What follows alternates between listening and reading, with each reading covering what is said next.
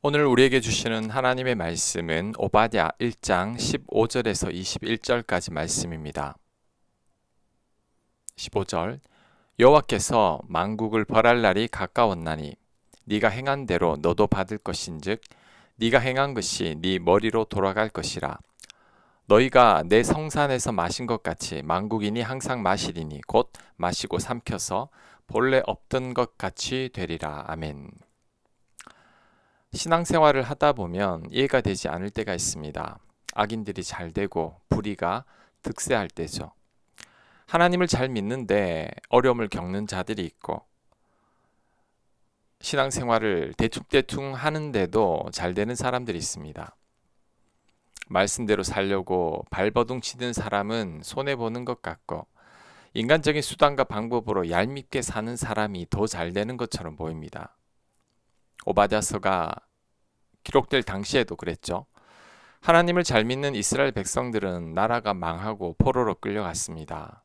하지만 하나님을 알지 못하는 에돔과 같은 나라는 건재했습니다.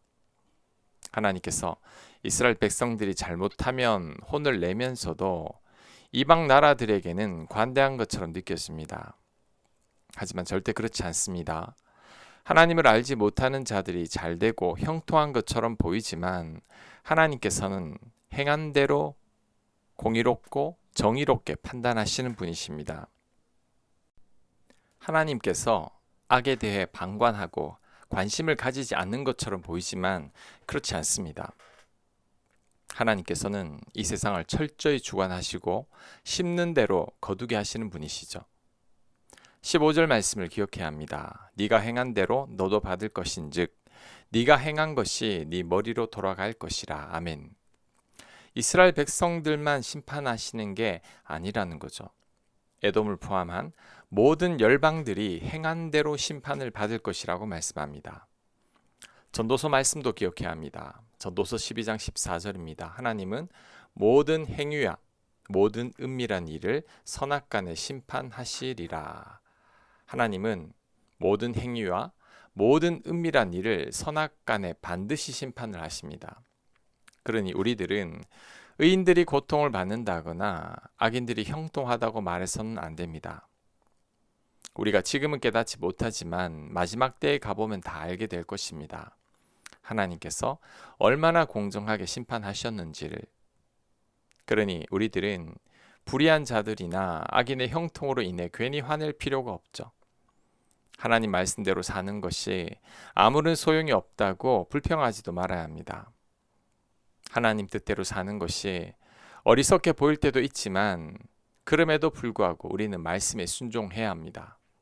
왜냐하면 하나님은 반드시 행한 대로 갚으시는 분이시기 때문이죠. 반드시 심는 대로 거두게 하시는 분이십니다. 그러니 마지막 하나님의 심판대 앞에 섰을 때도 모든 것이 다 드러나게 될 것입니다. 우리의 모든 행위와 은밀하게 행한 일까지도 다 밝혀지게 될 것입니다. 우리는 그날을 바라보며 살아야 합니다. 그날을 기억하며 오늘도 믿음으로 승리하는 삶을 살아야 할 것입니다. 17절 오직 시온산에서 피할 자가 있으리니 그 산이 거룩할 것이요 야곱 족속은 자기 기업을 누릴 것이며 야곱 족속은 불이 될 것이며 요셉 족속은 불꽃이 될 것이요 에서 족속은 지푸라기가 될 것이라. 그들이 그들 위에 붙어서 그들을 불사를 것인즉 에서 족속에 남은 자가 없으리니 여호와께서 말씀하셨습니다. 그들이 네겝과 에서의 산과 평지와 블레셋을 얻을 것이요 또 그들이 에브라임의 들과 사마리아의 들을 얻을 것이며 베냐민은 길랏을 얻을 것이며 사로잡혔던 이스라엘의 많은 자손은 가나안 사람에게 속한 이 땅을 사르밧까지 얻을 것이며 예루살렘에서 사로잡혔던 자들 곧 스바랏에 있는 자들은 네겝의 성읍들을 얻을 것이니라. 구원받은 자들이 시온산에 올라가서 에세의 산을 심판하리니 나라가 여호와께 속하리라. 아멘. 이스라엘 백성들의 회복에 관한 말씀입니다. 야곱 족속은 불이 되고 요셉 족속은 불꽃이 될 것이라고 말씀합니다. 에서 족속은 에돔 족속을 말하는데 지푸라기가 될 것이라고 말씀합니다. 이스라엘 백성들이 결국에는 에서의 산, 에돔의 산을 심판하게 될 것이라고 말씀합니다.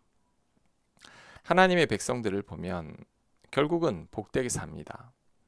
처음에는 고난과 연단과 아픔이 있지만 결국에는 승리하는 거죠. 우리 믿음의 선배들을 봐도 잘 알 수 있습니다. 하나님의 사람들 치고 처음에는 잘 되다가 마지막에 잘못되는 경우는 거의 없습니다.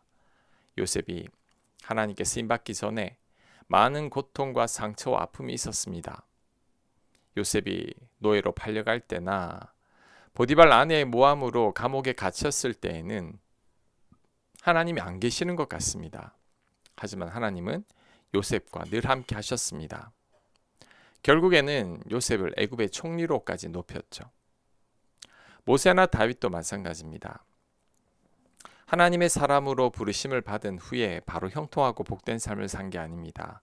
오랫동안 훈련과 연단을 받았죠. 광야의 고난과 시험의 연속이었습니다. 하지만 그로 인해 결국에는 하나님의 사람으로 우뚝 서게 된 거죠.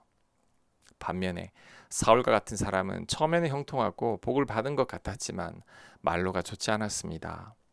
악인들의 대부분은 사울과 같았습니다. 처음에는 좋았는데 마지막이 안 좋은 거죠. 물론 악인들이 평안히 죽는 경우도 있습니다.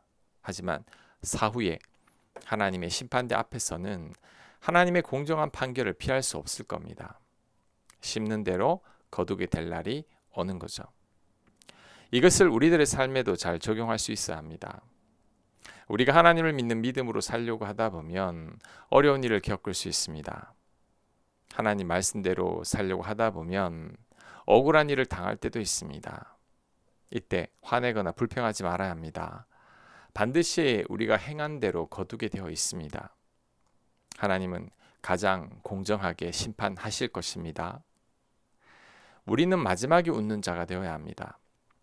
지금은 좀 힘들고 외롭고 억울해도 마지막에 활짝 웃는 자가 되어야 합니다.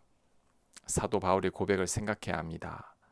나는 선한 싸움을 싸우고 나의 달려갈 길을 마치고 믿음을 지켰으니 이제 후로는 나를 위하여 의의 면류관이 예비되었으므로 주 곧 의로우신 재판장이 그날에 내게 주실 것이며 아멘. 바울은 믿음을 지키기 위해 선한 싸움을 싸우고 열심히 달려왔다고 말씀합니다.